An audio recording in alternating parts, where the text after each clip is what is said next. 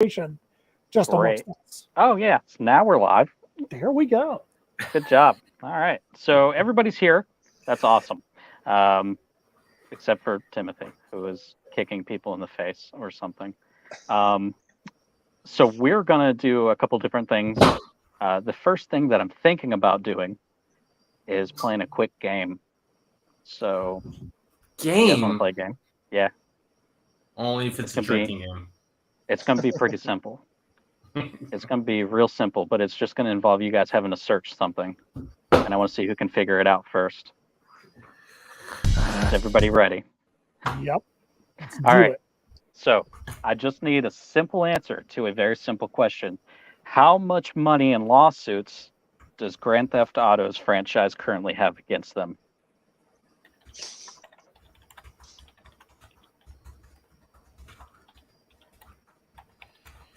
Who can type the most words per minute?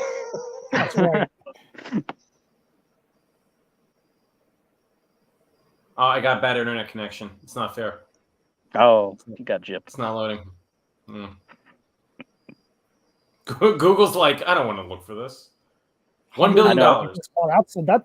That's from 7 years ago. 150 million. Oh yeah, it's much more now. I got billion. I was gonna say I got $1 billion on mine. Yeah, I'm it was a billion. going to say a million, billion, jillion. A quadrillion. Yeah. Currently $1 billion. I don't know. I thought of a random thing to look up, and I looked that up, and I was like, oh, I want to see if anybody just randomly finds that if they look it up. So good job. Frank, you won nothing. No, I guess so good job. Yeah. Oh, okay. So anyway, I don't know. What a dumb thing to look up. And then now you guys have that useless knowledge to use for the future. I want to make sure that we... It's not if you love Grand Theft Auto. It's very... Well, now you can just slip it into random conversations, right? Of course. Yes. All right. So before we move into I don't know, general discussion and then going through everybody's current dealings, let's make sure that we introduce ourselves. I think I've talked to everybody before in some form or manner, but it always helps just in case anybody new is watching. But we'll start up top. Caleb? Yeah, I don't even know how last time I talked to you guys, but I'm sure I've talked to everybody at one point or another. I've been writing comics for about 8 years, a little over. Worked in film before that. And I'm currently running a Kickstarter for my new series, Neverland, but I've done all kinds of different stuff. I have a World War II ghost story through Source Point Press and a kids comic series called Super Cats through Scout Comics, and a plethora of other titles that I've been working on over the past 8 years. But been spending it's going to be 3 years going to finish this Neverland series. So we're on the 4th issue now, and issue 5's the last. Closing it out. Yep, getting there. Let's jump down to Matt. Hey, my name is Matt Knowles. I am one half of Insymmetry Creations. Definitely have talked to Aaron before. Main titles that we have at Insim are Heirs of Isildur, which is apocalyptic sci-fi set in a steampunk world. Misfits Clubhouse, which is on Scout's Scoot imprint, the same imprint that Caleb's title is on. Tales from Nocturnia, which is medieval fantasy. But the campaign we have going on right now is I Am Keto, which is a Far East fantasy horror. Think Mortal Kombat and Soul Calibur meets Mad Max. And so, yeah, I can't wait to talk to you guys about that as well today. Awesome. Frank? My name is Frank Martin. I am an author and comic writer. I have books called Grim Space and Pipe Creepers. My next book launches tomorrow or now, depending if I'm feeling frisky. And it's a horror comic with cannibalism. And I'm just now noticing that my subtitle here says boovies on it. I don't know how or why, but it's at some point I probably was messing around and wanted to write boobies, but then I must have hit the V instead, and I'm not 100% sure how to change that. So that is that an abbreviation for booby movies? Maybe I was going to say I think Frank has just inadvertently given himself a new nickname. It's Frank Booby Martin, baby. That's right. Fine, I'm okay with it. I'm fascinated about how it got there. I can't remember writing boovies, but I'll own it. It's not the worst thing that I've been associated with. So Oh goodness. Yeah, that's gonna be your new moniker for doing live streams. How And do I I'm change? not Where against does it. I have settings, no idea. settings, audio, Settings. virtual background? Well, like, where do I do this? I really do Sure. think it's just settings. It's in, Um, might have to go to like the StreamYard settings and not the video settings, but Yeah. Yeah. it's Yeah, okay. I'm not okay. doing that right now. You're in it now. It's too late. Actually, hey, go to your screen at the bottom and click the three dots and go to edit name and headline. That Boovies is in your headline. There we go. I see it now. Let me change it so that it's right. Boobies. There we go. good job. I don't know why I even told you that, man, because I think I know. Boovies was so much better. It's what sells. So I know what I want to discuss tonight, but before we do that, I've decided that I'm going to start doing a one-issue review for every episode of just something random that I've read. If any of you guys have read this, then feel free to chime in. But I want to talk about a book called Tear Us Apart #1. It was by Dark Horse. It just came out, I don't know, last week, Tuesday or something. It is a horror-ish book, I guess is the best way to describe it. Its description is deep in the Canadian wilderness, a vicious cult dedicated to an ideology of pain trains children to become deadly assassins. In the midst of this world of cruelty, two teenagers break the cardinal rule by falling in love. The only thing standing between them and happily ever after is an army of murderers with a taste for blood. I didn't write that. That's the description. Anyway, so I read this, and at initial glance, I really thought, what's up with the art? Because if you guys do get a chance to check it out, then I would say at least look at it, because you guys are all creators, so I'm just curious. I like the figure work and the tone. It was kind of dirty, gritty lines, and the color was very, for the most part, black and white, and then they splashed like blue or red. It had a weird blend of like manga stuff mixed with kind of like compositions from Western comics. Colors were really simple. Writing wise, it was pretty decent, but it felt a lot like The Giver and Maze Runner. So I'm sure that the characters' worlds are going to grow quite a bit as the story progresses. So I did find it entertaining, even though mostly all that you see in it is just violence, but not really like a deep story, except for mentions of what's going to happen. So anyway, if you guys want something violent with a weird art approach, then there's Tear Us Apart #1 would be your good option. I see Jay Baruchel. I can't pronounce his name, but I thought I knew that name. He's an actor, right? I've seen him in a bunch of stuff. I have no idea. I didn't. I know. I It is. I know Van Jensen's name. Like I've seen Van Jensen's name before. I And like get a little bit of a pet peeve when I see people that aren't traditionally comic writers. They just kind of like do it, I guess, as Right. a side project, and then they just immediately get their first series published and just have it. That's just the way the cookie crumbles. But I'm just curious if he's written anything before, or if he was just like, "Hey, I want to be a comic writer now," and then it's just. Oh yeah. No idea. I read the book and talk about it as deep as I went with it. I love how Aaron's like, yeah, I'm going to start this show, and I'm just going to do what I want. I'm going to ask random questions. How to Train Your Dragon guy. I'm just going to talk about books that I read. Oh, is it that guy? It's the main character in How to Train Your Dragon does the voice. He's in This Is the End. Yeah, he's in I know I've seen him in a bunch of stuff, so I recognize his name. Yeah, I don't know if he's written comics before or any type of fiction. I was just curious about that. Interesting. I'm gonna have to think a lot about that. The guy from How to Train Your Dragon doing this. I'm gonna drop a recommendation too, just because I don't know. I enjoyed it. It was an old album for when I was a kid, 2006. Read The End of Silence. It's like a rock alt metal album. Takes me back to my last year of high school. Forgot how many bangers were on that album. Anyway, I rocked that while I was on a long drive last week, and I was just like, screw it. I'm gonna put a recommendation every episode too. So I did that. And then the last thing we're going to do is I'm going to let you guys help pick what I'm going to read next for the next episode. So we have 4 choices. Hexagon Bridge. There's a Star Trek story, a Daredevil story, and a Batman and Robin story. Is that choice B from Scout? I have no idea. No, that's It's IDW. IDW. That's, Yeah, Oh, IDW. I couldn't tell. I couldn't tell from It here. does Yeah. look Scout-ish the way the logo is up there. Is that Chip Zdarsky's first Daredevil? You know, what I did was I just looked up ones that are supposed to be coming out within the next couple of weeks, and that one was on there, and I was like, haven't I seen that cover before? Yeah, that book has been out for like a year. Yeah, so I don't know if they're like, I don't know what they're doing. Anyway, it's on the list.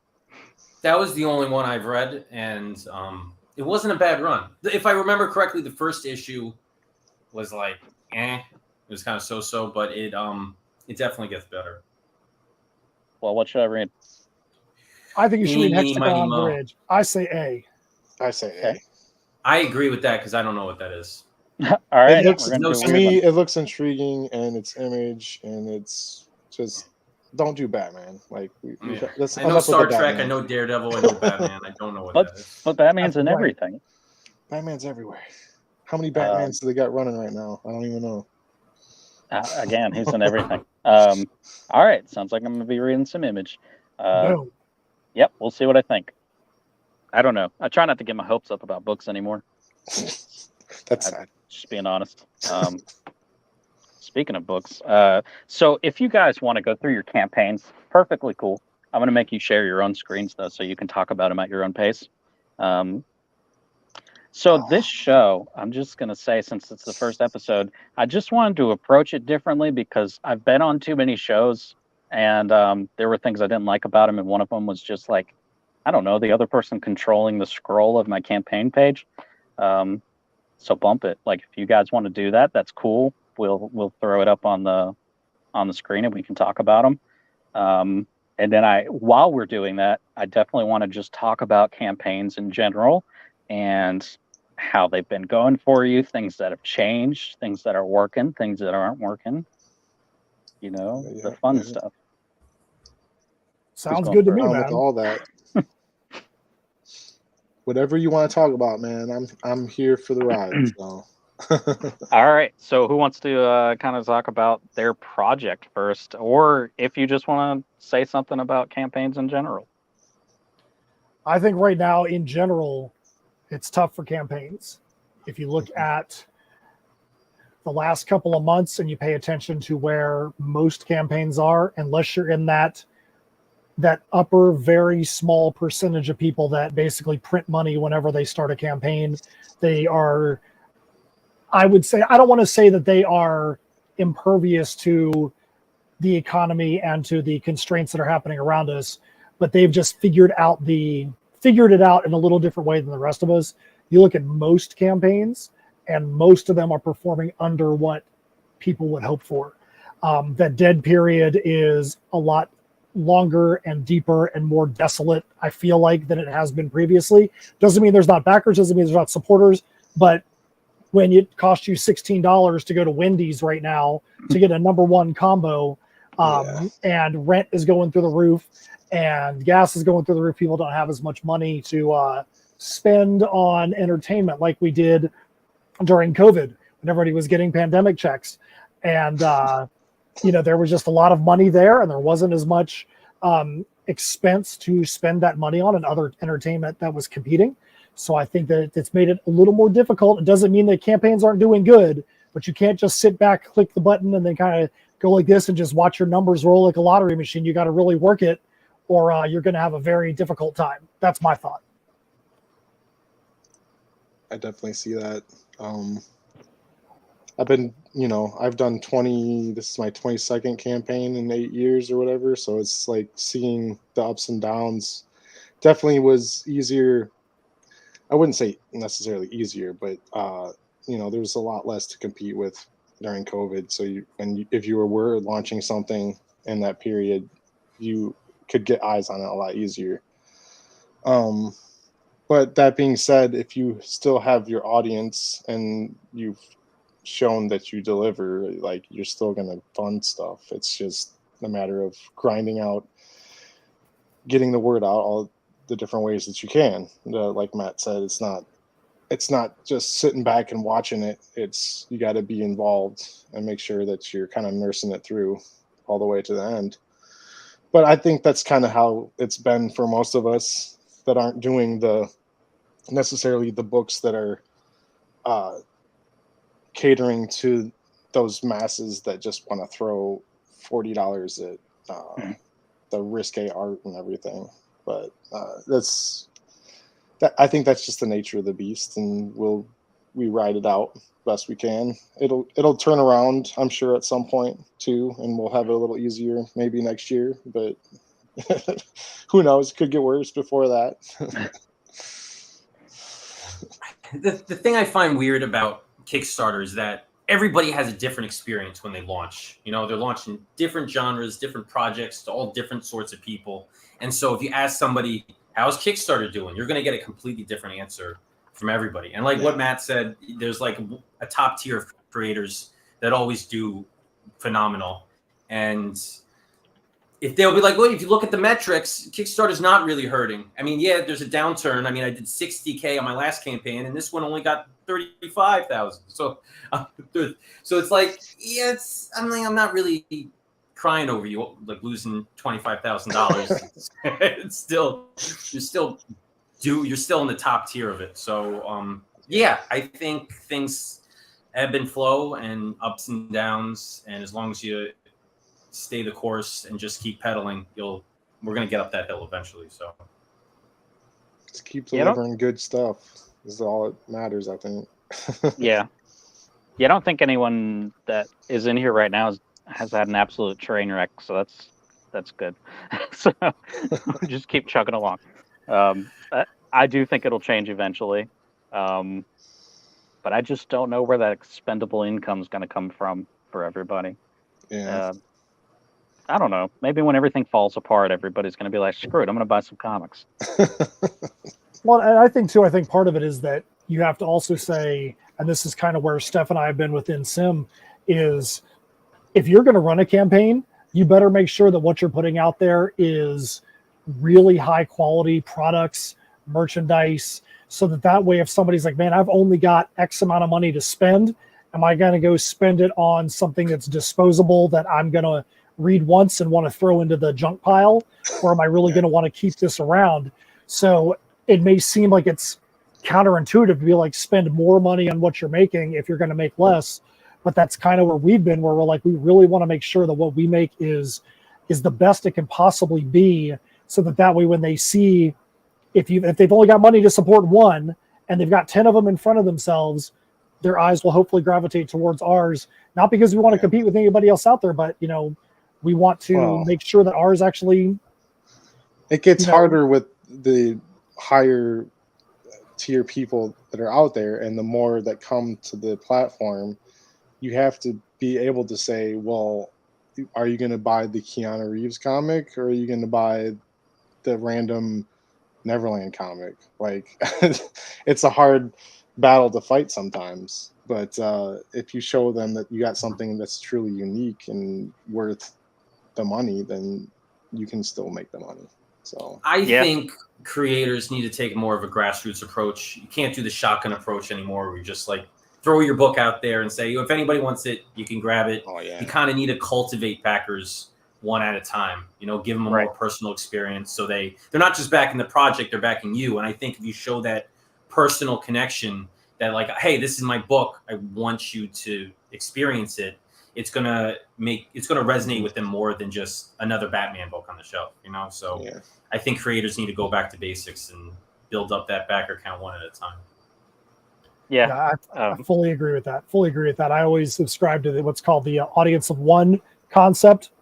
It comes from the music world, where it's like, it doesn't matter if there's one person or 1,000 in the audience. Every one of those people out there is a single individual, and they all deserve the best performance on the stage.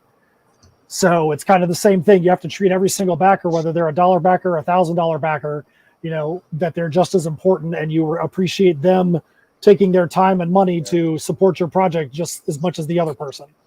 Sometimes what I like to do is, if I see somebody cancels their pledge, I'll just reach out to them and say, hey, what's going on? I was just curious if you had questions or issues. And if they say something like money's tight, or I just overextended myself, I'll sometimes just send them the digital book and just be like, here, just take it and read it, and maybe you'll catch me on the next one or whatever. Because it doesn't really cost anything to send a digital book, and you can make a connection with somebody, and they'll remember that. Not a lot of people are that generous with their stuff.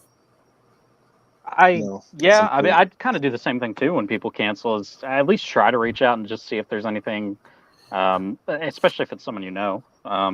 Just see if anything's going on. You know, you got to be careful. People get funny about those types of things. I think the key is just being respectful with anything that you do. Yeah, people are going to perceive things anyway, but as long as you carry yourself appropriately, there's not much you can do. Right. Yeah, we've had our last campaign was a nightmare just because it was a superhero. So going into it, it was already like, oh crap. And I got one of those coming up. Looking forward to it. Well, so the problem was on top of that, it was trade, so that everybody that's already got the individual copies, they're just like, well, I've already got all the individuals. So even when you add extra stuff to it, it was difficult. It's fine. We got enough, and we're going to be able to fulfill it. So for us, that's kind of a win any day. But yeah, we had a couple of. This didn't used to happen to us, but I know that other people had talked about it happening to them. Just people that are like fake backing, just jumping in for certain tiers, and then they just disappear like on the last day or whatever. That happened like 4 or 5 times on the last one, and never really encountered that before. It's a recent phenomenon, and it's getting worse. And I think Kickstarter needs to step in and give creators more power to kind of. I mean, it might seem counterintuitive to cancel backers, but there's sometimes pledges come in, and you're like, "You're gonna cancel. I know you're gonna cancel. Can you just do it now?" So that you're not waiting until the last second. Well, I do know that they have started to do that, where I know that even in the past, say, year and a half, if you have somebody you think is suspect, definitely write support at Kickstarter and make sure in the header that you say you believe that you may have a bad faith backer and needs to be investigated. And you give them the information. And I know that the very first one, which was pretty famous, was Russell Nolte had the highest tier he had on his campaign was $1,000, and somebody came in and backed him for $10,000 and put him over the limit on an anthology, and he had to put a bunch of posts up there saying, "It looks like we funded, but we really didn't. Don't let the foot off the gas."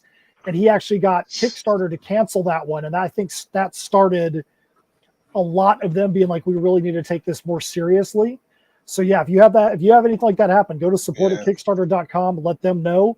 And they actually have started to remove some of those people. I know that there was a campaign recently where somebody had a backer that got pulled out of their campaign, and they were like, Kickstarter just messaged me and said that they investigated on their own and they pulled a backer out of our campaign because they said that they felt like it was a rogue backer. And I was like, whoa, you didn't even let them know? And it was a live campaign and they did that? Jeez. That's wild.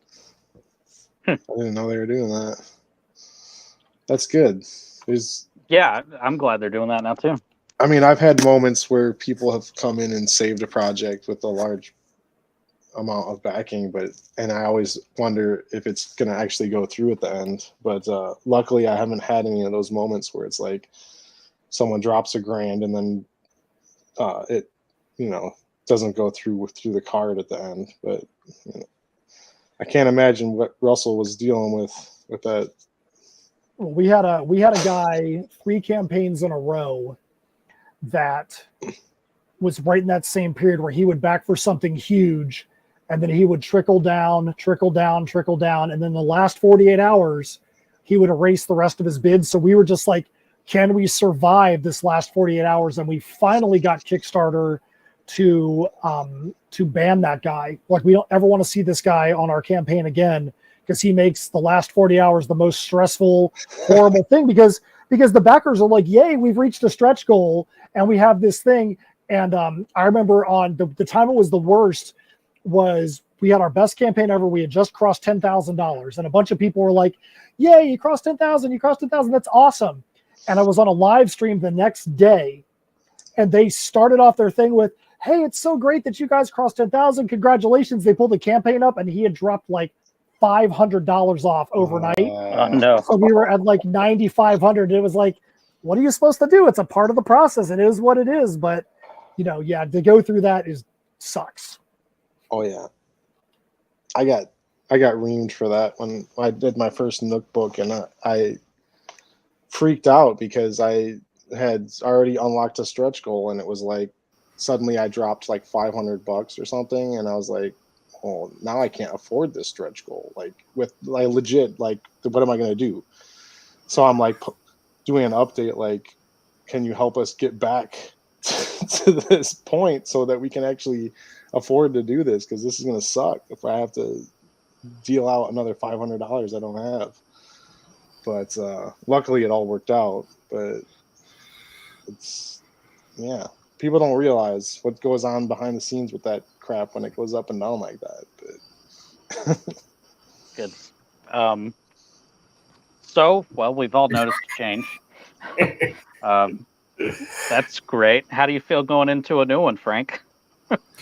I've upped my Lexapro dosage quite a bit. So I'm actually excited because I'm doing something I haven't done before. I don't think anybody's done before. My book is part of the hospice projects that are live with 5 other creators.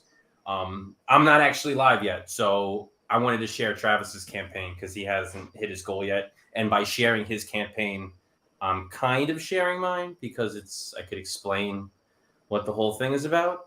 So Is that what we're doing now? We've moved into that section of the... Go ahead. Let's do it, man. So how do I do this? Share screen. Okay. Do that, and then we do this. Ooh. Is it working? I have no idea.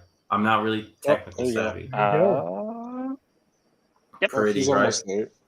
He's almost there. I'm gonna give him a little shout out. Maybe help him get over the finish line before I hit launch. But anyway, this is Hospice. It is a shared universe of horror comics. Travis Gibb and Russell Nolte launched last week.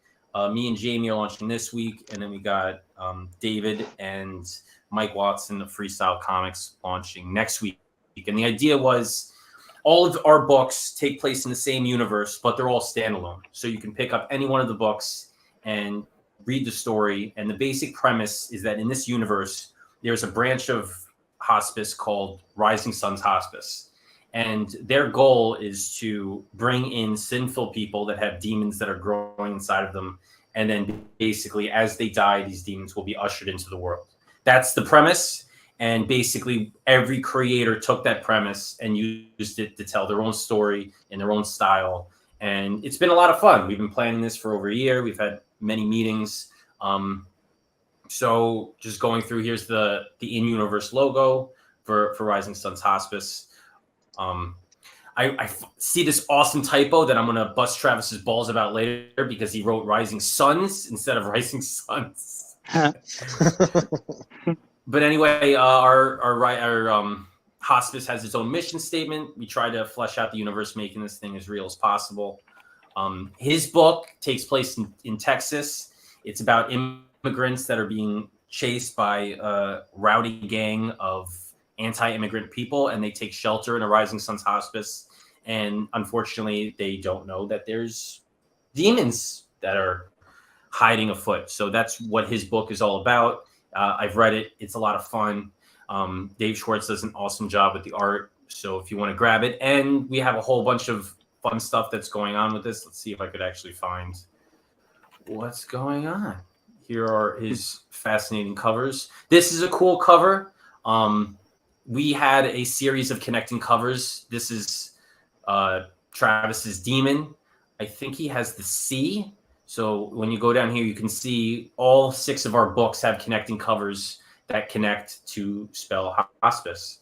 And if you get all 6 of them, we're going to send out these cool looking key cards that are kind of like hotel key cards.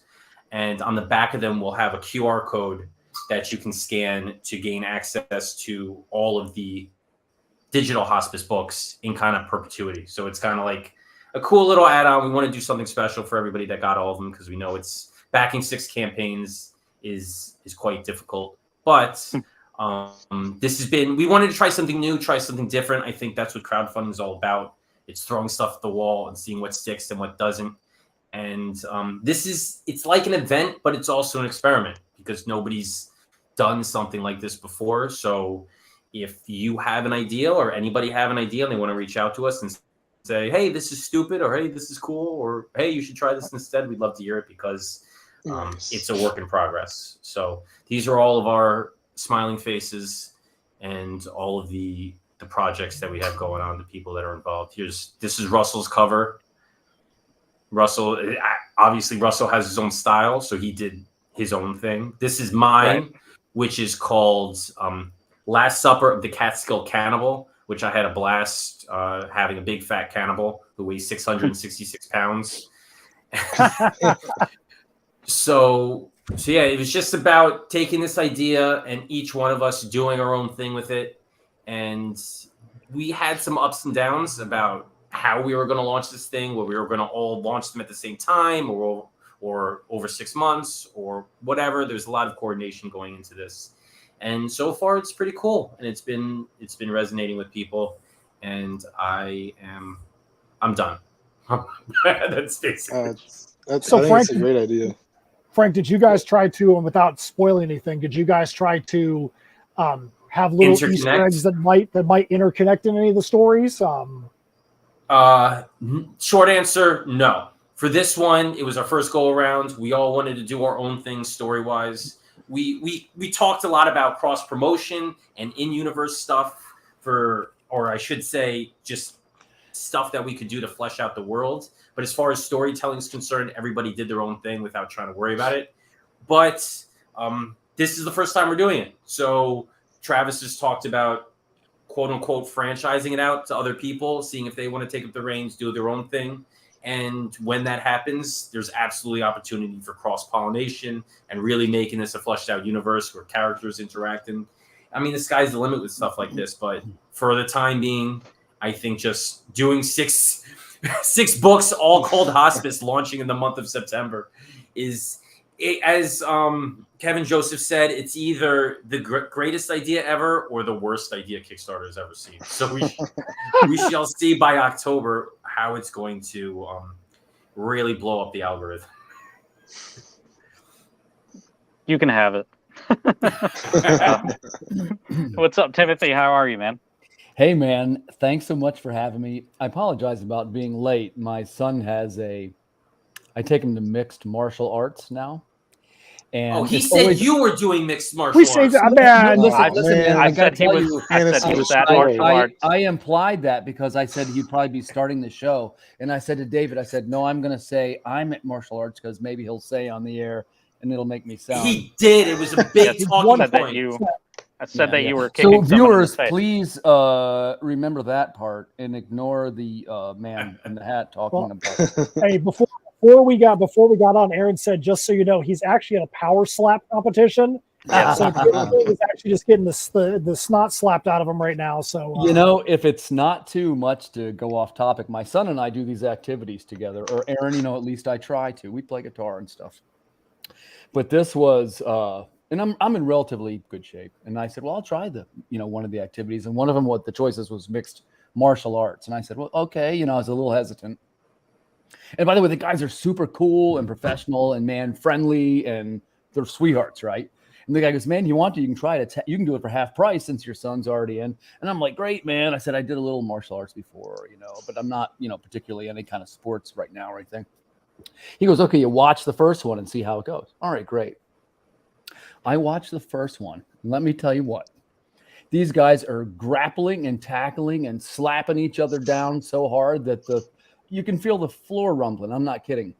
And I was just like, man, I'm not that into it. They're like trying to kill each other. It's like MMA, like you see on one of the matches, or at least they're kind of try to be like that, And like first they train you the moves and so forth, and then you duplicate them for your exercises. And it's above my grade, fellas. I will tell you. I enjoy physical activities, and I'm relatively, I'll work out and stuff.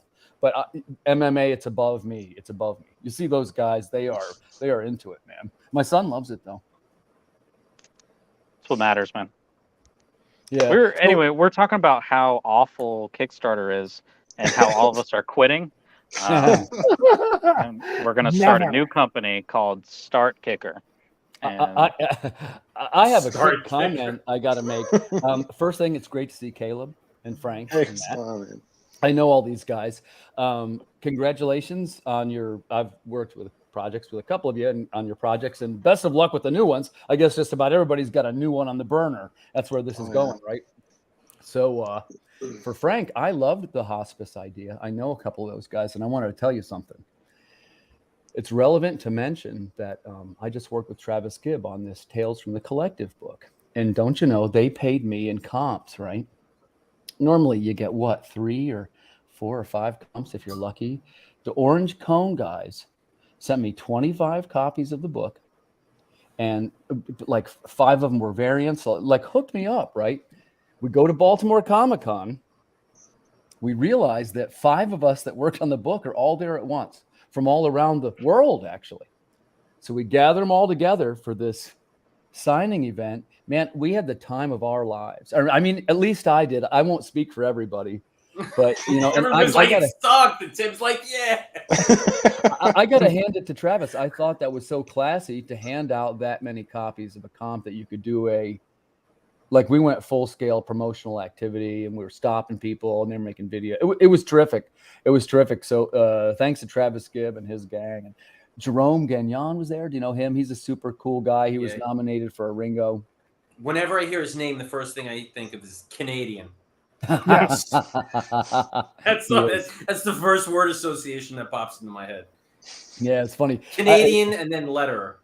Yeah, they did a terrific job. And as you can probably kind of guess, I'm still recuperating. It was really busy and it was a lot for me. So we're all unwinding. I got my guest here, which is the letterer. He's Matias Zanetti. He's from Argentina, and he's doing a tour of the United States. I guess part of his, like one of his dreams. You know, he was always wanted to do it, and I convinced him. He stayed here with my family for a week, and we did Baltimore Comic-Con, all of us together. And then he keeps going. You see, he left for Philly today.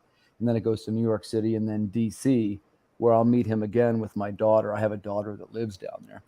And then he'll get back on the plane to Argentina. But the deal is, I was able to, I'm fortunate enough to know so many great writers and cool comic makers, man. We just I introduced him to everybody so he can potentially get some lettering gigs. So cool. I always say to Matt all the time, it's not a secret. I'll tell it to anyone. One of the great ways to try and help yourself or to try and do a little better at something is to try and help other people, especially if they're like, I don't want to say if they're one level below you. Let me say that a better way. If they're maybe lacking in an area that you know something about, that's the one that you help them with. It pays off. At least it does for me. Oh, Timothy, so freaking nice. If it's easier, you can think I do it for my own self-interest. All right. Oh goodness. Yeah, we were honestly just talking about Kickstarter's ups and downs and everyone that's been doing it for a while and how things have changed. Caleb's been doing it for too long. You're still relatively newer at the campaigning, right, Timothy? Yeah, that was number 6 we just did. I got number 7 here as my next one. So time frame wise, though, that's it within how many years? 3. I see my memories come up on the thing. It was 3 years. So what I want to do, I got to get to you guys' level. You know, you're talking 4 or 5, 6 Kickstarters a year. I was talking to JD Calderon. He was at the convention. He does 12 a year, some ridiculous number. And I'm just like, man, I can't get them all fulfilled. Well, I'm making an excuse. For me, it's, you know, there's a lot of moving pieces, right? There's video and there's so many pieces that you got to be aware of. So I've done, it'll be number 7 here. That's across 3 years. I've got to somehow, my goal for 2024, I'm going to try and do 4 projects in a year. And our change was, some of you guys know, it was ready to be this Western. Got this Western almost completed, and it's a bone dry Western presented in like a Quentin Tarantino format. And there's no powers, no nothing. It's Western. And that's just about ready. But in an effort to keep momentum that we gathered on the Cryptid book, we're immediately switching everything over to Call of the Cryptid 2 on account Cool. of the way it did at the convention. Because Cool. I didn't even really realize that cryptids are kind of a thing. Oh, huge. Oh yeah. Huge. Huge thing. Yeah. And by the way, I wish I could tell you, guys, I'm really smart. Listen, I totally knew cryptids were a thing, man. So I jumped on that one. It's not that at all. Like, we all know, hey, Cthulhu books do very well. Certain types of books do very well. But I'm not really savvy enough to follow anything. I liked cryptids, you know what I mean? So that was like an element of the story. And as you know, if some of you guys know, mine's not a traditional cryptid story. They're like sci-fi reimaginings of what the cryptids were. They're like Grant Morrison versions of the cryptids, you know. Well, So and that like was I that need was to make that something. book. That book did better than Water Wars. That book was super popular, and it came with the Chrome cards. Matt and I were talking about this. It's got like a little bit of like some merch, and it was basically your leftovers from the Kickstarter campaign. Everything that was, bring the box, man, bring it all. Oh, yeah. Is everybody doing cons lately? I know Timothy, of course, was at Baltimore, but what about everybody else? I did MightyCon New Orleans, GeekedCon Shreveport last month, and then I've got shows the next 4 weekends. I've got Ocala Comic Con this weekend. I've got Spookala's Punk Rock Flea Market the weekend after that. Beer City Con in Asheville, North Carolina. Damn, Matt, you're making me dizzy. How many cons? How many cons do you do in a year? Honestly, this year is a little bit less but I'm doing Spookala Tampa the first weekend of October, the weekend before New York Comic Con. But this year's been a little bit less because I would say I want to say bad luck. We had a couple of shows that we normally did that they postponed them or canceled them. Florida, I think, is having the opposite effect that a lot of other places in the country are, where Florida basically ran all through COVID.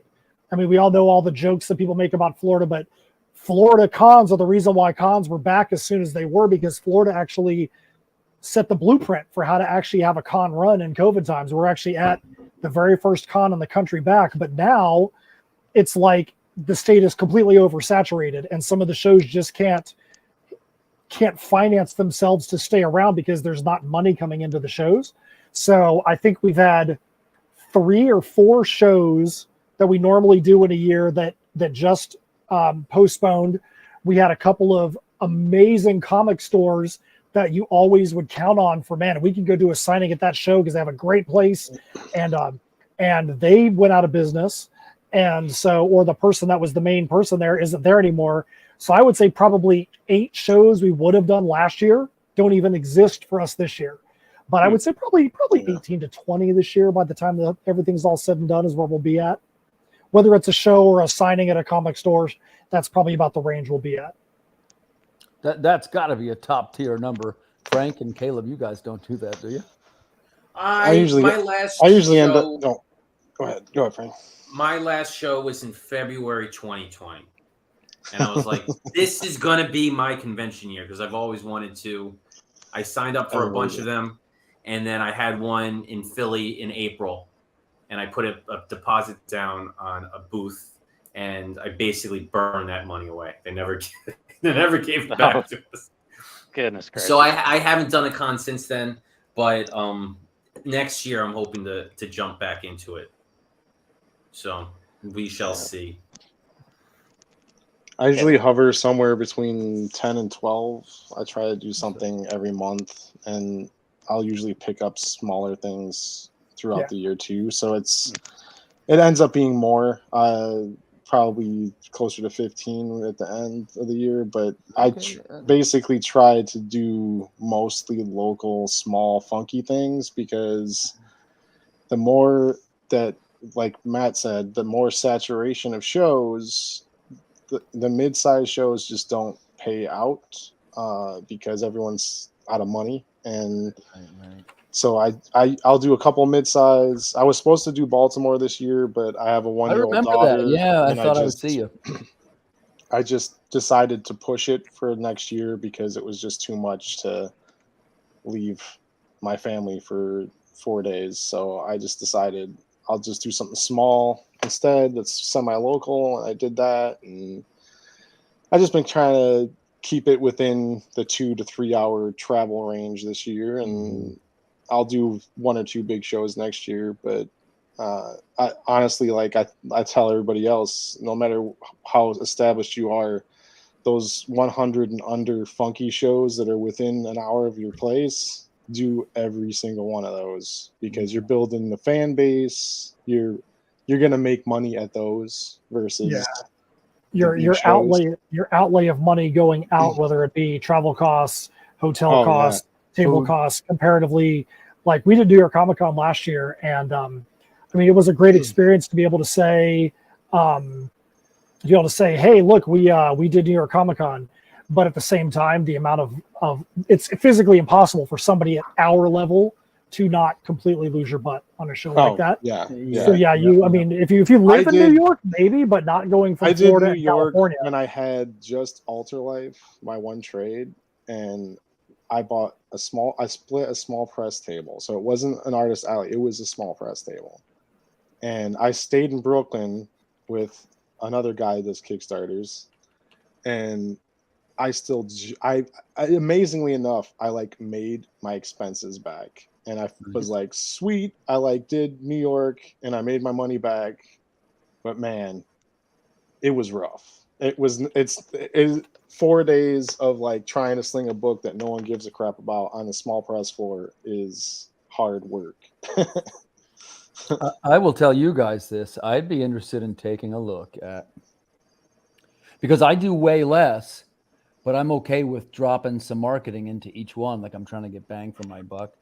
For example, like we were talking about, I have a double table in Baltimore, right? And are we comfortable on the show if I discuss numbers? Yeah, I don't care. Okay. So you got roughly $300 a table in Baltimore, but that puts you right in a row where it's hard to get any visual impact. You might be nice and, get along with everybody, but the truth is you're mixed in with, somebody making pet food, and you may not come out. You may not come out on top of that arrangement. The thing about getting a double table, now we're talking 600, is you got the chance to create a little bit more visually arresting display, right? And it looks a little more professional, honestly.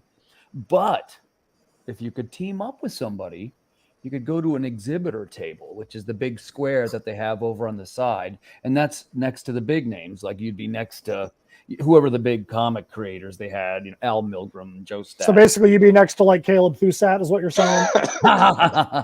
Well, maybe what I'm getting at is maybe somebody might want to split one for next year, because I just realized that I'd come out about the same, maybe even save $50, and I'd be sitting at the big kids table. Yeah, that's always the way to do it, is to try and get better visuals. I agree, because if you just go there and you're like, I'm going to throw a bed sheet down on the table and throw a couple books on the table, if you're at a big show like that and you don't make a display where people are going to see you, you're going to get swallowed up, man. Because there's I've got to tell you, you have had some terrific retail displays that I have always tried to emulate and observe, and the quality merch too. My weakness is I'm not really a prints guy. Not really I'm getting into the wood engravings a little bit, but it's not, I'm a bookseller. I write books, we make books, and we got a decent display, and we got like our helpers, we have a squad and everything. And since we're discussing numbers, some of the people are complaining about the sales of Baltimore, and it was, to me, by eye, traffic wise, looked less than last year, and people weren't spending as much. But we did, I think, come out a little bit ahead for us, which was, we covered the table and we covered the expenses. But don't forget, going into Baltimore, you got a room, and even a cheap room was, I think I might have been 170 a night, because we try to stay in a nice place, and I got some pals with me and so forth. So, you got another $500 easy there. Oh, yeah. What's wrong with Prince? Yeah, Timothy. But did I disparage Prince? Yeah, you say you're not really into Prince. You said Prince. You said Prince. Prince. Let me be more clear. I mean, selling prints of the artwork. Yeah. It's one selling prints of the singer. I don't think anybody thought that you had a problem with Prince. He's like, but now that you mention it, let me tell you about that Purple Rain album. I was hanging on to a joke about it, but Van beat me to it. So, but I'm going to take a page out of Caleb's book, in the sense that for the very first time now, I'm starting to get invited to stuff like Harrisburg and Hershey, and supposedly Hagerstown is next if I can stay, on good terms with the crew and so forth, because I help them with some little video stuff. Well, at my level, I can't. If I save $300, $400, $500, I'm right there. That's the difference for me between being profitable or not. Now, of course, I understand that at Baltimore, I'm certainly not going to be profitable. That's the marketing show, like Matt would say. But if I got a New York Comic-Con, which is super unlikely that I would probably for several years, but if I did, I would go for it, and I would probably drop you got to be in for, it's got to be a $5,000 to $10,000 retail display, I would guess. Easy. It's a lot. It's a lot. Yeah. So, and like I say, that's a little bit above my level, but we do I'm seriously looking at the exhibitor table for Baltimore for next year, because I'm going, okay, that's within, and I'm telling you, you can sell enough books. We do it I don't do shirts and toys. We sell books at the booth.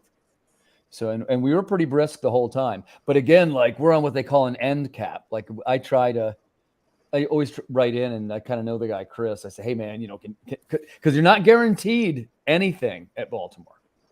Even if you purchase a double, you could still end up in the row. You're in a double space, but it's still beneficial, but it's not the same impact as on the end, in my opinion.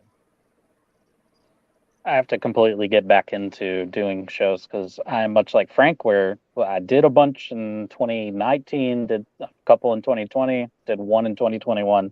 That's the last thing. And then life for the last 2 years straight. Right, so right.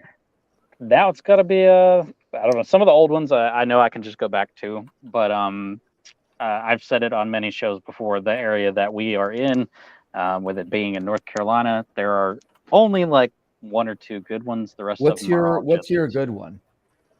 Heroes Con. Oh shoot! By the way, that's one I've never done. That's supposed to be great. I would be looking to team up with people on certain ones. David Daub. You guys know David, right? Yeah. He and I team up. That's one of the ways that we kind of make it work, if you know what I mean. Because it's better. Matt, you've done Heroes Con, right? I have not, but that's definitely one that we've intended on going to. We did GalaxyCon Raleigh in 2019. But yeah, I have not had a chance. Maybe it was 2020. I've lost track. But definitely did maybe, or even 22. It was 2021 because it was the first show back. It was the first show back in North Carolina. But yeah, I really enjoyed being at GalaxyCon because I'm a huge North Carolina State Wolfpack fan. So being in Raleigh was totally fine with me, around my people. But yeah, I've not had a chance to get to Heroes yet. But definitely on the radar for shows I want to get to. Guys, I can't stress enough. Look for non-con events. Look for funky punk rock flea markets. Look for shit like that, because you'll be like one of the few people selling books there, but it's a great place to build an email list. It's a great place to find people that maybe they're not that into comics, but the funky ideas that you have draw them into it, and then they're going to follow you because you're what got them into it. So like I've had really good success with those for the past couple of years. And like, honestly, I make more at a punk rock flea market than I do at a convention. Like it's just without fail. Yeah. We, one of the things I enjoyed most was just setting up at local shops. We always did exponentially better at local shops than we did going to cons. I don't know. That was fun because then you get to meet the people that run the shops and whoever their books client on the base shelf, is. and you can, get to know the people that are, on the front lines of selling this stuff. So it's definitely always good. Free comic book day, best day of the year for me. Yeah, free comic book day is you want to get into your local comic store that does free comic book day. You think you're like, why would I want to go to a place where things are free? No, you have people that are new to collecting, that are getting their first foot in the door most of the time to do that, and you have people that want to know about. Free comic book day every year. I'm set up at a show here. Steph is set up at a show in California. We call it In Symmetry Creations Coast to Coast, and every year that's always one of our best days of the year. Because so many new people that are getting into stuff, because we always say something's always new to somebody. It could be your title that's 4 years old, but if it's the first time that X person sees it, they think it's new and they think it's the greatest thing since sliced bread. Well, great, and you're going to get a lot of those new people on a free comic book day for sure. Yeah. David was saying we should make a free indie comic book day somehow. One of the things I did, digital. my first free comic book day, we put together our own little free thing, and it was just a 5-page preview of like 3 or 4 different titles, and like those things went real quick. And that's actually where we built a lot of our first client. Customer base was off of those little previews. Yeah, I'm going to start making one thing that's kind of, you guys might like this in our next Kickstarter, which is always fun to try and think of what types of things to make. But we're going to make house ads. They're going to look like vintage 70s DC house ads, but they're going to be ads for other creators' indie comics. Nice. It'll be like modern stuff that you can buy right now. Yeah. And man, you guys are all sure welcome if you'd like to try it. And you can even make your own if you'd rather have that. Because they did point out, look, some people are going to rather have their own, because it's a brand, of course. So it's not going to be restricted. That's the idea, is that it's like a house ad. But if it fits in a quarter page, you can do it if you want to make your own. But my hope is, cross your fingers, that it'll be enough to where I'll have at least 4, and you can make a big 2-page ad, like in an old school, like in the back of a magazine, Yeah. And it would be like hospice, it would be like who's ever was selling a physical copy probably is the way to do it. How's everybody doing on all right, I guess the question that always comes up is, how's everybody feeling about digital and physical? I love digital comics. I feel like I sell a lot more on a Kickstarter campaign. Probably Kickstarter campaigns sell more for each campaign than I do outside of there the rest of the year. But I think that digitals are great, especially nowadays, because one of the things that Steph and I will do with our campaigns is we say part of our advertising budget is to just go support other campaigns. We would much rather be supporting other campaigns, and most of the time, 9 times out of 10, it's going to be digitals than it would be to put advertising dollars out there to Facebook. Because if we go in and back Caleb's for $5, that's going to mean way more to Caleb than spending $50 with Facebook. And it's also going to be targeting somebody that actually gives a crap that we're on Kickstarter as well. And most of that time is going to be digital, because then, I could go and back everybody on here for the same price it would cost to back somebody else physical plus shipping. Right. Yeah. And then you're not, now granted, there's some of them you want to have the physical in front of you, but most of them you do it digital, you can still get the copy of the issue digitally, and you're not funding the USPS as well. That's money you could put right back into somebody else. So I'd much rather have that digital option, so that way there's more campaigns that we have the ability to go back, when we have the ability to do so. Yeah, that's what I do too. Yeah, I've started to do that too, where I set aside this small budget to just other cool crap that's going on right now. You just try to help them out, and then you can cross promote with them at the same time, and kind of everybody lifts each other up, right? That's the best way to do it. The thing about digital versus physical is that physical, you might have a bigger profit margin simply because you're selling them at a higher price point, and especially the variants and the collector's issues and such, which is strange because you really don't have a whole lot of expenses with digital. However, I would love to sell digital all day, because it's just email it, Kickstarter message, send it out. I don't have to worry about printing, don't have to worry about shipping, don't worry about packing it up. It's the laziest man way of selling comics, but I'm fine with it. As long as I hit my number, I would be happy if every single backer after that was digital, Yeah. Oh yeah. So, and I do a theme song for every one of my books. Yeah. So I have a digital edition, a deluxe edition, where I throw scripts and layout pages and concept art, I sell that for $8. And then I sell my theme song as an add-on for $5. So if somebody grabs both of those, that's $13 without any overhead. So that's my favorite price point right there. For Frank, what kind of music do you play, man? When you got me and Jim Fling on here, we're both like, you don't know who you're on the show with. I am musically illiterate. I have a guy who I've worked with for a very long time. He's phenomenal. I don't even tell him what to do. I just send him the book. I go, read this and make music. And he comes back with, what kind of style does he normally play? That's interesting. I don't know. He does the composing thing on the computer. And the weird thing is I write all over the place. So I'll send him a sex comedy, or I'll send him a book about cannibals, and he'll make music for both of them. And he just, I don't know. I'm musically dumb. I don't know anything about it. I listen to it. That's my extent.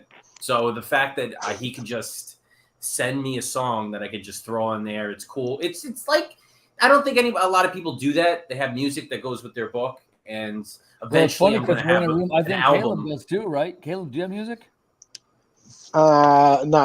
Not customly made like you do yourself, right? You're the music guy, Tim. That's Matt's department. Well, I was going to say Matt. I think that if it came to a showdown, I think Matt would have it, because first of all, he gets some serious name guitar players in his action. There's my microphone. My 8-string guitar is right here that everything gets recorded on. You know what? I love it. The fact that I'm not a music guy, and I hire him. He gives me a song, and it's weird because I made this comic from start to finish, and then I have this music that's associated with it that I had nothing to do with. So it's very. I get to be a fan in a way that he sends. I me love music. the music. Yeah. Frank, I'm glad you added that, because what I was going to suggest was that, like for me anyway, my number one fastest growing category every time is the digital. Like that one's like leaps and bounds bigger every time. So I got to find ways to directly market to that, right? That's where the fish are all swimming, so to speak. So that was one of the reasons why we did the music. Matt, I was going to go into we do the free digital comics too, but I recently pulled that back. I'm going to let Matt answer this question. Instead of offering a library of digital comics, I'm going to offer one kind of more exclusively chosen I'll determine the levels myself, but I was building a library bigger and bigger and bigger of titles. And what I think was happening, I was getting less hits on it each time. Like I was devaluing the value of the library. By giving away too much for too low of a price, something like that. Yeah, and I always try to give a few away, like you said, that are a little more targeted. So that also that way you leave some room for other people too, because I don't want to be like, hey, I'm going to be the guy giving away 60, and then Caleb's like, well, dude, I was going to give away 10, and all 10 of them are in your 60. You just right? Yeah, I didn't even think of that. I mean, that's just me. I'm not saying anybody else that's doing that shouldn't do that. I'm just saying I always try to think about, do I really need to be giving away that many? Because if I'm giving away that many, then it's like I'm giving away this thing that Frank worked his ass off on, and basically for like 12 cents, Yeah. Like, dude, I'm telling you, when we talked about it, you're the one that sold me. I was like, he's right. Like the less there are, the more valuable it is. Listen, this isn't Tim saying he has the answers. What I'm saying is I'm going to try it that way next time. And it's going to have like a bio on the writer. Like I'm just going to put a little juice into each release. Yeah. Like apple, orange. The way I was doing it was they're all links, first of all, and it's this huge digital library. And I think some of the value of the content was getting lost. Well, I want to go back to Frank and the music here, man. I love the fact. Yeah. Listen, I love the fact that I'm looking for a songwriting guy, so we got to keep that at the forefront. I may have found one, but I do a song every time. Each short story we wrote has a song that goes with it. Well, we've got 2 albums that we did for Heirs of Isildur. It's an album and a half for Heirs of Isildur, and then half an album for Tales from Nocturnia, and then I Am Keto, which we'll get to here as soon as we get back over to the actual campaigns. I did the theme song for it, plus a lyric video that we made that helps to expand out the story of the main character and give a little bit of his background into his angle on what the story is that's happening. But I absolutely advocate when you can do like the pop up if you have Frank, where if you can give people a way to expand out the comic from the pages of the story, so that way when they take the book and they go, okay, I'm done reading, I'm going to put it on the shelf, that the story doesn't disappear onto the shelf with them, that there's some way that they're going to be able to get repeatable entertainment from that title. So I think that it's great that you do the music like that as well. Yeah, So, Frank, I didn't know you did there's it. I'll check that out. Well, there's two things I wanted to say. The first is the great thing about the music is that I use it in my Kickstarter videos, and since it's mine, I don't run into problems of like copyright, which a lot of people get flagged on with Kickstarter videos, or even YouTube or what have you. I'm trying to look for something specific, but it's not popping up right now. The other thing was for hospice, I wanted to do something a little special. And if people don't mind me hijacking for about another minute and 45 seconds, I'll play something which you may or may not have heard. But so my music guy, I hired to do an in-universe radio spot for the hospice brand. So I find this guy was super talented, and I just gave him a script, and I said, do this thing. And he just kind of made it. So I think this is pretty cool. I'm just trying to think outside the box and get people to do something that might be new. How do we do this? Share screen window. There we go. Is it working? Oh, yeah. I don't hear it though. There we go. I haven't played it yet. Okay. Okay.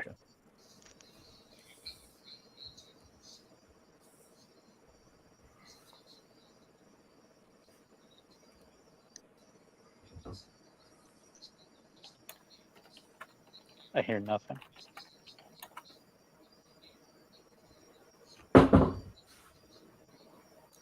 you hear that? Nope. I have no idea. I could kind of hear it. I heard you right here. You could kind of hear it. How do I get it so that you could definitely hear it? If you go play the campaign video on Travis's page, you're probably going to be fine. Yeah. Probably I wouldn't play the whole thing, just play a little bit. You can hear part of the thing from it. Let's see. I think Travis has it on here, but I'm not sure where he has it. Here it is. It should just be right there at but the top of the page. It's not. He doesn't have it at the top. It's in the middle. Do you see? What do you see on the screen right now? Do you see the Kickstarter or something else? Faces. I see faces. Let's try this one more time because it is cool. All right. Are you still sharing? I'm about to go back to it. I redid it. Okay. Are you good? It exists. I don't see it yet. Here we go. There I we see the Kickstarter page. Do you have a friend, relative, or stalker who's close to the end? Is a toxic family member you hate about to kick the bucket? Then consider allowing them to spend the rest of their days under the care of Rising Suns Hospice, a premier end-of-care life facility with franchises all over the world. And Rising Suns isn't just any ordinary hospice. We specialize in a certain type of clientele, those that society have deemed too problematic, either because of a troubled past, anger issues, or felony assaults on their record. At Rising Suns, we give even the most hardened murderers the best of care. After all, everyone should have the chance to pass from this world while nurturing their inner demons in peace. But don't just take it from us. Here's what people are saying about Rising Suns in your neighborhood. When Daddy was in federal prison for killing that cop, I never got to see him. But since he moved to Rising Suns, I get to visit all the time. Just because my husband is a violent maniac doesn't mean he shouldn't die in comfort. Thanks, Rising Suns. So what are you waiting for? Call or schedule your free tour today. Because at Rising Suns Hospice, you'll be dying to get in.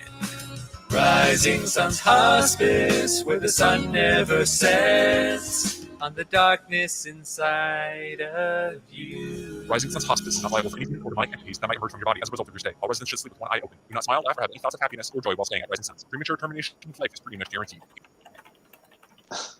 Yeah, he's obviously got a little skill on the programming. I don't know. Did you even hear that? Yeah. We would let you know if we did. It is true that since he asked me, that's why I don't play the Kickstarter videos. They don't quite They don't translate well across a live stream for some reason. Yeah. But it's Well, enough 'cause to it's relying- demonstrate. So Go ahead. the idea is I'm trying you do something different, unique. I don't see that many people make radio spots for an in-universe company Yeah, or yeah, stuff like it's that. well done. So you always got to think outside the box. Yeah, man, I wish you every success with it. I know a couple of those people. It's awesome. Oh, I have to there we go. Let's who wants to go through their campaign? Let's move into that. On to and the then- next one if you want. I got the tab over here. All right, share it All up. right. Let me share this junk here. All right, so I am Keto. This is our Far East fictional fantasy horror. It is an extension of the Heirs of a Sealer universe. It follows the character Keto, who is the one that's actually right below the play button right there. He was called through a portal into our steampunk time travel series, and Steph and I wanted to go back and explore his backstory because we felt like it was going to be something that'd be really interesting to take a look at. Aaron, as you said, when you did your trade, you felt like you didn't have a lot of people that wanted to come and support it because there was nothing new in there. This was originally something that was going to be designed as a small short that was going to be in the Heirs of a Sealer trade. But as we got into it, we're like, yeah, this is way too cool of a story for it to be compressed into just a few pages. The next thing you know, it's an 80-page graphic novel all on its own. So we're really excited about this story. Right now, we've crossed our minimum funding level, which is 4,000, but we need way more than that to really be able to do this book the way we want. We are $478 and 7 backers away from our next 2 stretch goals, which one is for a dollar amount and one is for backer count, because we want to make sure that in the campaign we show that both of them are just as important. Obviously, as a creator, we want to make sure that we've got the most money we can to be able to make the best products.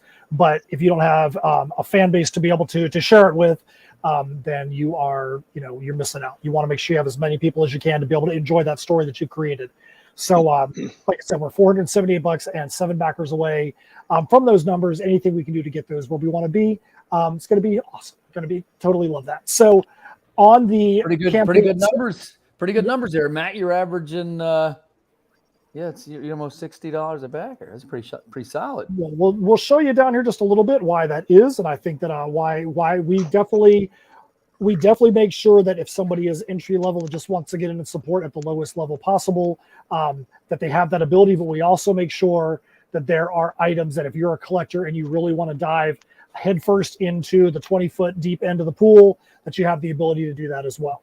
Nice. So the campaign here, if you hit the play button on this one, is the actual campaign video itself that Steph and I produced. But a little bit down the campaign, which I won't play the whole thing, but I will just make sure, just for the sake of blowing everybody's ears out, I'll play just a few seconds of it. But this is actually the lyric video for the campaign.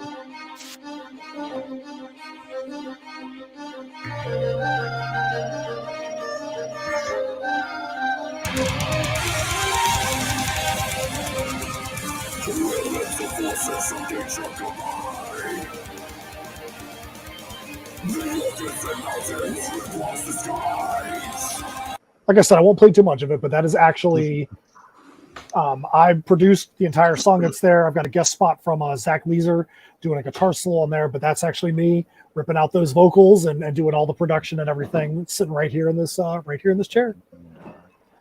Yeah, it's solid, man. It's solid. You're not. What I'm doing is I'm more similar to your approach. So here's the story. So Keto comes from the Yamaran Empire. It is a secluded, self-sufficient empire that's surrounded by a mountain range that is covered in mystical purple orchids called the Yamaran. And they are able to do everything that they want to do behind the cover of these Yamaran. There's mystical powers to them that basically has hidden them kind of like a reverse barrage to where anybody outside doesn't even know that this kingdom exists. One of the things about this kingdom is that, or this empire, is that the firstborn in the empire in each family has the opportunity to present themselves and audition for the emperor when they in their 21st year.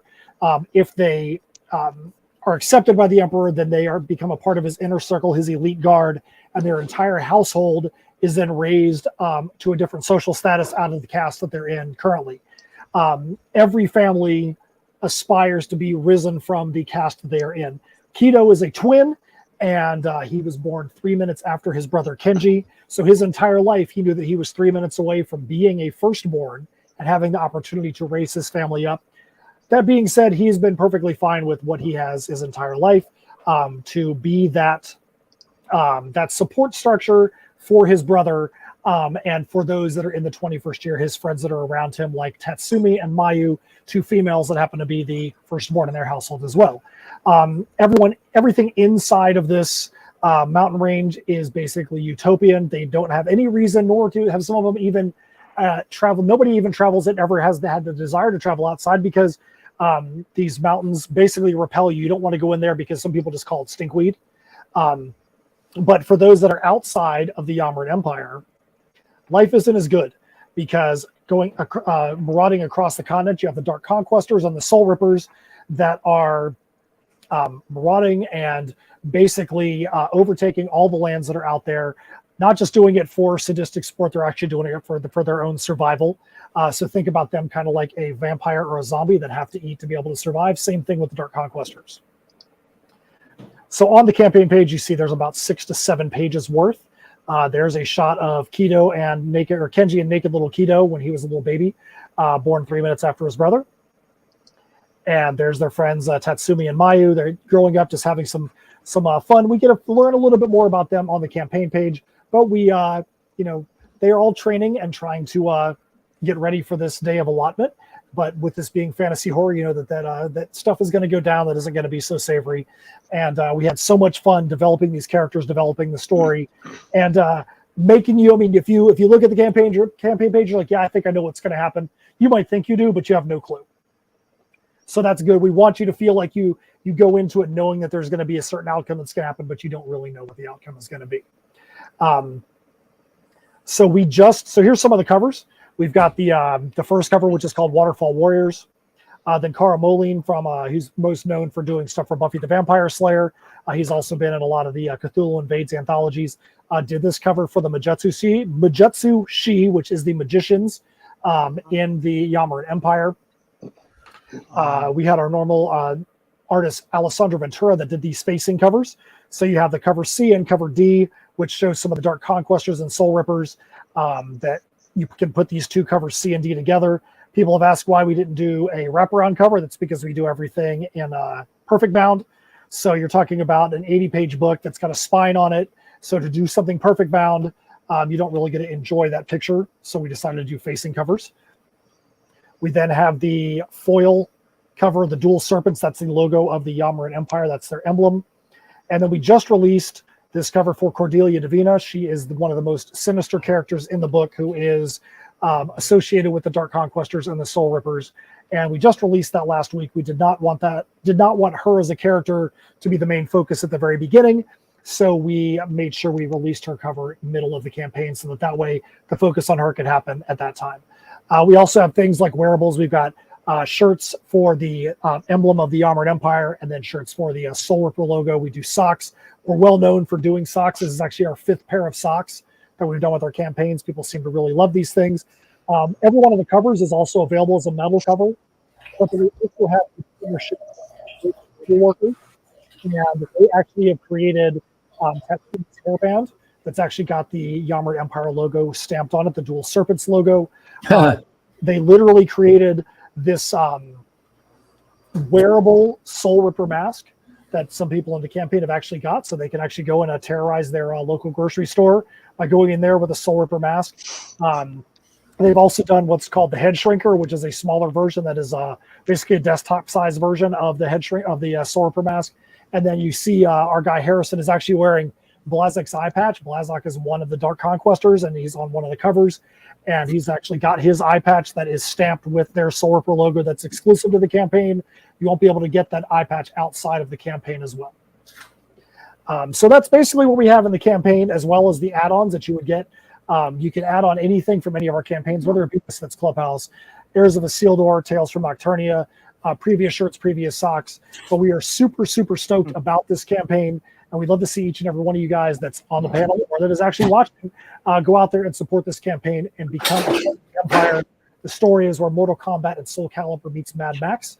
And we feel like this is probably one of the best stories that we've made. The characters are really compelling. Steph and I actually had to sit back a couple times and we're like, are we really sure we want to do this to these characters and put them through some of this stuff? And that's because we like them so much. But, it's a fantasy horror story, and we need to tie it back into Heirs of Isildur. So, we kind of had to do some of the dirty deeds, and we don't feel bad for doing it. It looks great. It looks great, yeah. Matt. I'm a follower of Matt's material, as some of you guys know. I'm a fan. I love the music. I love the idea of the Twin Serpents it's called, the logo? The Dual Serpents logo, Dual Serpents, yeah, Dual Serpents. It's real iconic. I dig it. Well, part of the reason why we made them have a Dual Serpents logo is because that's the colors of the Empire are purple and red, and the one part of their kingdom that is not surrounded by the mountains is surrounded by water, and they believe they're protected by serpents of the sea on that side. So that's where the Dual Serpents come from. So they have a little bit of an allegiance and a reverence for serpents because they feel like they help to protect their borders. Yeah. Nice, cool. Let's jump over to Caleb. You want to throw yours up there? Yeah, for sure. Let me get this going here. Select it.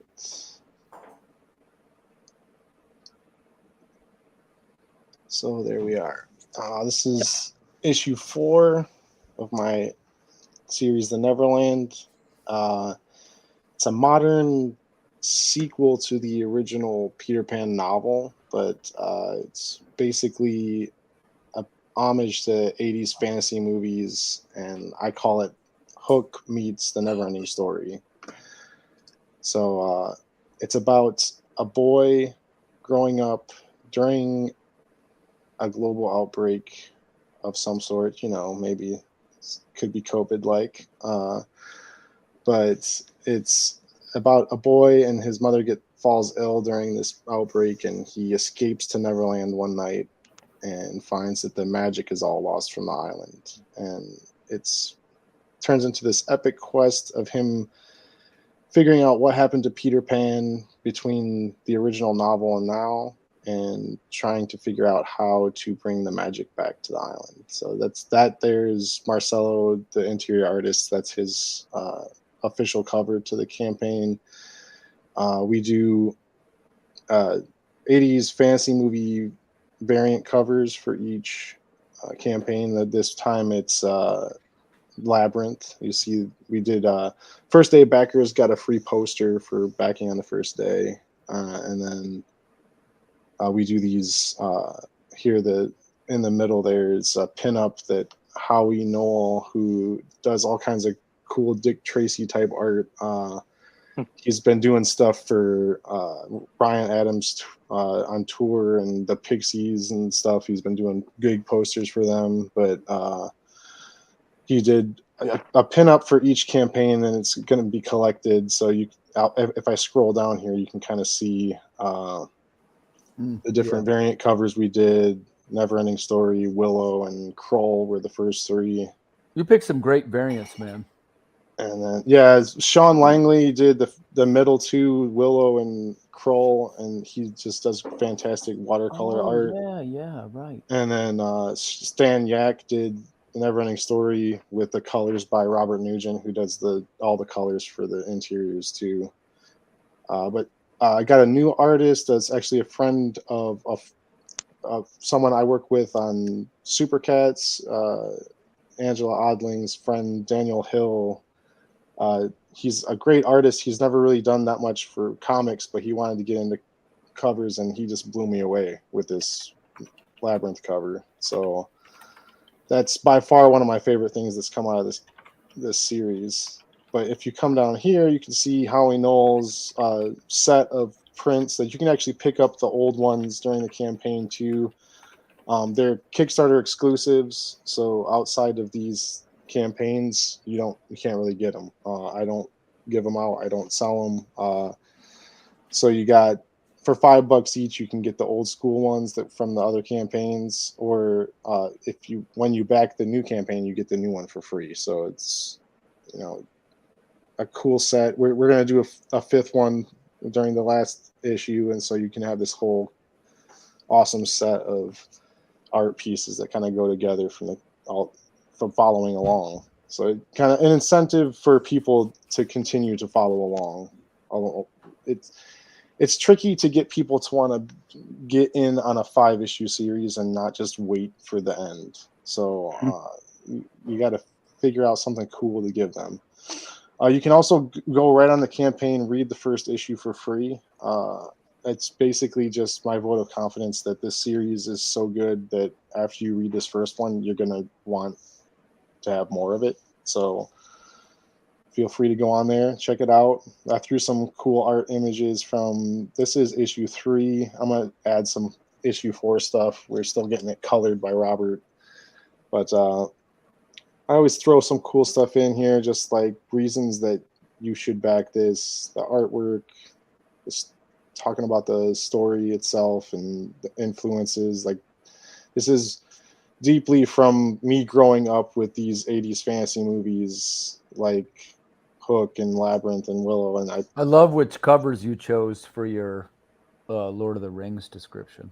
Oh, yeah, that's a huge influence on me too. I mean, just creatively, I got into film. I was in film school when the Lord of the Rings movies came out, and it just made me want to make movies that much more. And kind of my stories come from these guys in my head, Neil Gaiman, Tim Burton, and Guillermo del Toro. If you like those type of stories, you're gonna like my stories. So you can pick up pretty much everything that I've done before on this campaign. The only thing that's not included is the Super Cats book at this point, but mainly because they don't really tie in to this sort of demographic. So, but I got the Source Point Quest Nook available, the Flytrap Ultralife hardcover, and my last book I did on Kickstarter, which was Strange Stories, is a bunch of cool short stories, some fantasy stuff in there, some sci-fi, a little bit of everything. If you scroll down, you can see all the goodies. Of course, you can get all the old covers. I'm kind of on the fence about whether I'm going to print too many more of the back issues at this point, because I'm going into the 5th issue with the next campaign. So I tell people, if you want to get the back issues, get them during this campaign, because I might not have very many more of the 2s and 3s left, like 5. But add-ons, of course, the covers, the pinups, and we also added. I'm waiting on a design from Marcelo. He's going to throw me a sample, but I threw in a sketch covers. There's only going to be 8 of them available. You can get them you can get 3 of them in the high tier producer level that I always put in, but you can also just get 5 of them by themselves. And these are like one and dones. Like, we're probably not going to do this again, since next campaign's like the big monster of a thing that we're going to be working on. But so yeah, there's all those guys working on the stuff. Oh, and I'll mention a couple cool things. Robert actually is working. He's an amazing colorist, and he's working on this really cool Spawn Kills Every Spawn series. It was announced at San Diego Comic-Con from Todd McFarlane, so it's a pretty cool thing to have a colorist involved that has kind of leveled up beyond the rest of us. But and then Howie, just like I wanted to showcase some of his art, because he does like this crazy pop art, Dick Tracy style art, and his posters for Ryan Adams have gone like crazy. Like, it's gotten to the point where people are showing up like hours before his shows just to pick up these posters because they sell out. So, but he does like, they're like homage covers of old comics basically for Ryan Adams' tour, and then he started doing Pixies after this. So he's kind of blown up recently. and all the cool guys that done the covers with me. But yeah, that's the gist of it, and we're kind of deep in the story. I don't really want to give too much away, but this is a really fun, different take on Peter Pan. It's not the same story that you've seen a million times. This is it's like it's a sequel, but it's completely stands on its own, and it's meant to be a story that's relatable to kids and parents going through all the crap we went through in 2020, and kind of desiring that escape to something else, and maybe not being able to find it. And my whole thought process behind making this was that we're living in a world that was changing, and a lot of us that are older and parents weren't really willing to accept that life was going to be different, and the kids are a lot more pliable and adaptable, and it's really about this kid showing you that the world can be great, even if it's different.